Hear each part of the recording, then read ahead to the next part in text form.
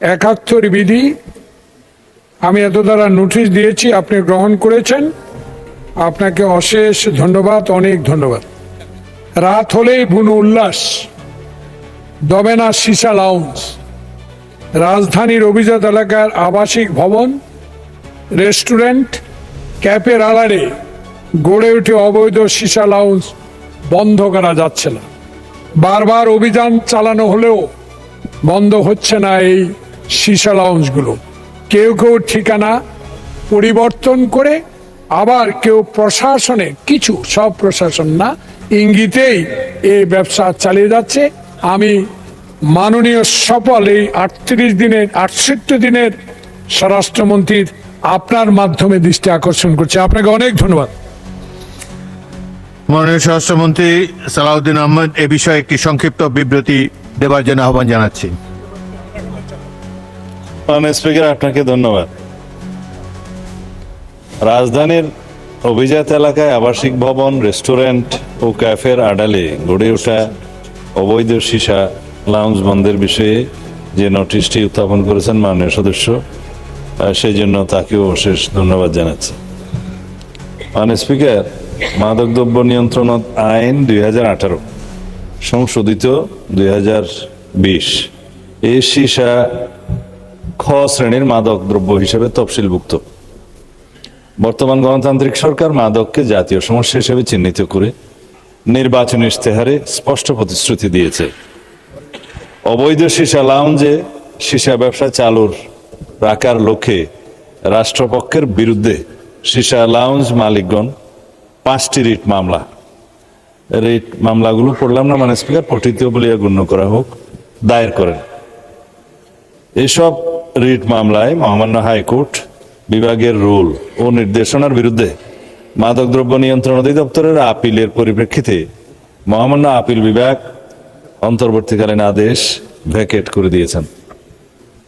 স্বরাষ্ট্র মন্ত্রণালয়ের 8 এপ্রিল 2026 তারিখের একটি স্মারক নম্বর পঠিত বলে গণ্য হোক মানে স্পিকার, এই স্মারকে অনুমোদনবিহীন সিসা লাউঞ্জ নামক মাদক স্পট বন্ধের নির্দেশনা বাস্তবায়নে মাদকদ্রব্য নিয়ন্ত্রণ অধিদপ্তর সহ সংশ্লিষ্ট আইন শৃঙ্খলা রক্ষাকারী বাহিনী সমন্বিতভাবে কঠোর পদক্ষেপ গ্রহণ করেছে।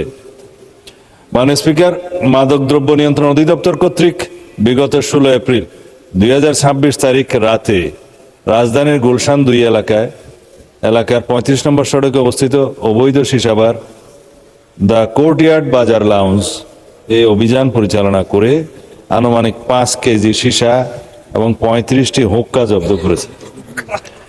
20/4/2026 তারিখে এস লাউঞ্জ রেস্টুরেন্ট নামীয় অবৈধ সিসা লাউঞ্জ অভিযান পরিচালনা করে 4 কেজি সিসা ও 8টি হুক্কা জব্দ করেছে। অবৈধ সিসা লাউঞ্জ সমূহ যাতে নাম ও ঠিকানা পরিবর্তন করে পুনরায় কার্যক্রম শুরু করতে না পারে সেই লক্ষ্যে গোয়েন্দা নজরদারি জোরদার করা হয়েছে এবং সংশ্লিষ্টদের বিরুদ্ধে কঠোর আইনি ব্যবস্থা গ্রহণ অব্যাহত রয়েছে। এর সাথে যে কোনো ব্যক্তি বা প্রতিষ্ঠানের সম্পৃক্ততার অভিযোগ পাওয়া গেলে তা গুরুত্ব সহকারে তদন্ত করে প্রয়োজনীয় আইনানুগ ব্যবস্থা গ্রহণ করা হবে।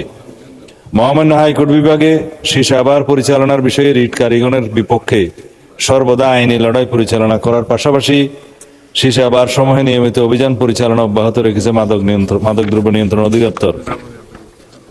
মাননীয় স্পিকার, রাজধানীর বিভিন্ন এলাকায় আবাসিক ভবন, রেস্টুরেন্ট ও ক্যাফের আড়ালে অবৈধ সিসা লাউঞ্জ পরিচালনার বিষয়টি ঢাকা উত্তর সিটি কর্পোরেশনের নজরেও এসছে। এই ধরনের কার্যক্রম জনস্বাস্থ্য, নগর শৃঙ্খলা ও আইন শৃঙ্খলার জন্য ক্ষতিকর এবং কোনোভাবেই গ্রহণযোগ্য নয়। ঢাকা উত্তর সিটি কর্পোরেশন নিয়মিত ভ্রাম্যমাণ আদালত ও তদারকি কার্যক্রমের মাধ্যমে অবৈধ সিসা লাউঞ্জ চিহ্নিতকরণ ও বন্ধে অভিযান পরিচালনা করছে। এ বিষয়ে আইন শৃঙ্খলা বাহিনী ও সংশ্লিষ্ট সংস্থাসমূহের সাথে সমন্বয় করে যৌথ অভিযান পরিচালনা করা হচ্ছে। এছাড়া কোনো ব্যক্তি বা প্রতিষ্ঠানের বিরুদ্ধে প্রশাসনিক সহযোগিতার মাধ্যমে অবৈধ কার্যক্রম পরিচালনার অভিযোগ পাওয়া গেলে তা গুরুত্বের সাথে তদন্তপূর্বক প্রয়োজনীয় ব্যবস্থা গ্রহণ করা হবে। ঢাকা উত্তর সিটি কর্পোরেশন হতে সিটি কর্পোরেশন আদর্শ কর তফসিল 2026 অনুযায়ী নির্ধারিত ব্যবসার ধরনের ট্রেড লাইসেন্স ইস্যু অথবা নবায়ন করা হয়। আদর্শ কর তফসিল সিসা লাউঞ্জ শিরোনামে কোনো ধারণ নাই। অতএব অবৈধ সিসা লাউঞ্জ সম্পূর্ণরূপে বন্ধে ঢাকা উত্তর সিটি কর্পোরেশন কঠোর অবস্থানে রয়েছে। এই বিষয়ে অভিযান অব্যাহত রাখবে।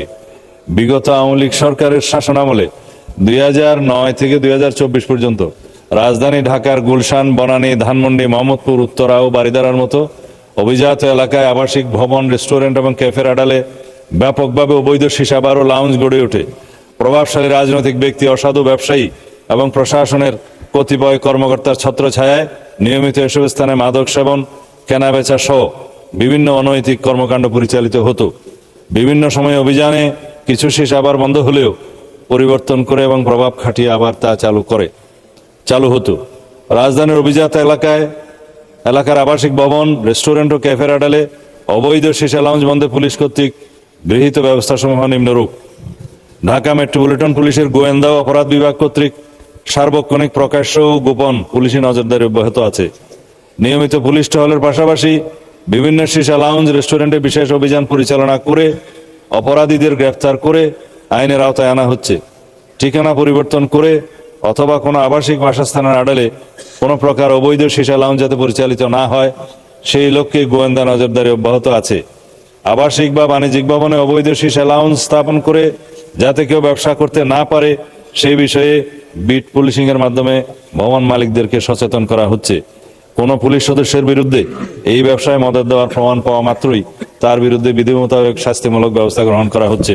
মাননীয় স্পিকার, মাননীয় সংসদ সদস্য জনাব জয়নুল আবেদিন ফারুক এমপি এর রাজধানীর অভিজাত এলাকায় আবাসিক ভবন, রেস্টুরেন্ট ও ক্যাফের আড়ালে গড়ে ওঠা সীসা বার বন্ধের বিষয়ে যদি কোনো সুনির্দিষ্ট প্রস্তাবনা, মতামত থাকে তিনি তা আমাদেরকে অবগত করলে সেই বিষয়ে আমরা প্রয়োজনীয় ব্যবস্থা গ্রহণ করার প্রতিশ্রুতি দিচ্ছি। মাননীয় স্পিকার, আপনাকে ধন্যবাদ। এ বিষয়ে শুধু একটা লাইন অ্যাড করতে চাই। এটা তো সীসা বার, আমরা আমাদের নির্বাচন ইশতেহার অনুযায়ী, জাতির কাছে প্রদত্ত প্রতিশ্রুতি অনুযায়ী এদেশে জুয়া, অনলাইন জুয়া এবং মাদকের বিরুদ্ধে জিরো টলারেন্স ঘোষণা করেছে। আগামী 30 এপ্রিলের পরে, এই মহান সংসদের সেশন শেষ হওয়ার পরে আমরা সমন্বিতভাবে এ বিষয়ে সারা দেশে একটি সুসমন্বিত অভিযান পরিচালনা করব। মাননীয় স্পিকার, এই দেশের যুব সমাজকে রক্ষা করার জন্য এর কোনো বিকল্প নয়। মাননীয় স্পিকার, আপনাকে ধন্যবাদ। ধন্যবাদ মাননীয় মন্ত্রী। মাননীয় সদস্য জনাব জয়নুল আবেদিন ফারুক একটি প্রশ্ন করতে পারেন। মিস্টার স্পিকার, আপনাকে আবারও ধন্যবাদ। একজন বীর মুক্তিযোদ্ধাকে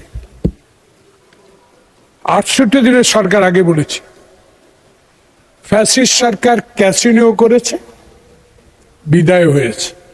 68 দিনে সংসদে নেতা, প্রধানমন্ত্রী তার প্রতিশ্রুতি বাস্তবায়ন করার জন্য মাননীয় মন্ত্রীবর্গ, এই সংসদের সবাই আমরা আন্তরিকভাবে সহযোগিতা করছি। উনি বলেছেন 30 তারিখের পরে এই সীসা বলেন, অবৈধ বার বলেন, এগুলো সব উচ্ছেদ করা হবে।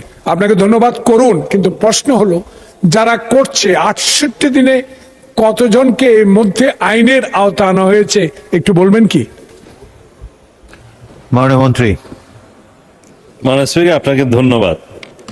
এখানে আমি যে তথ্যটা পড়েছি বিবৃতির মধ্যে, তার মধ্যে নির্দিষ্ট সংখ্যাটা নাই।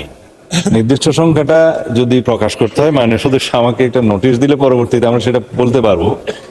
আর আমাদের আন্তরিকতা সম্পর্কে আমরা ইতিমধ্যেই আমরা বলেছি। ধন্যবাদ মাননীয় স্পিকার।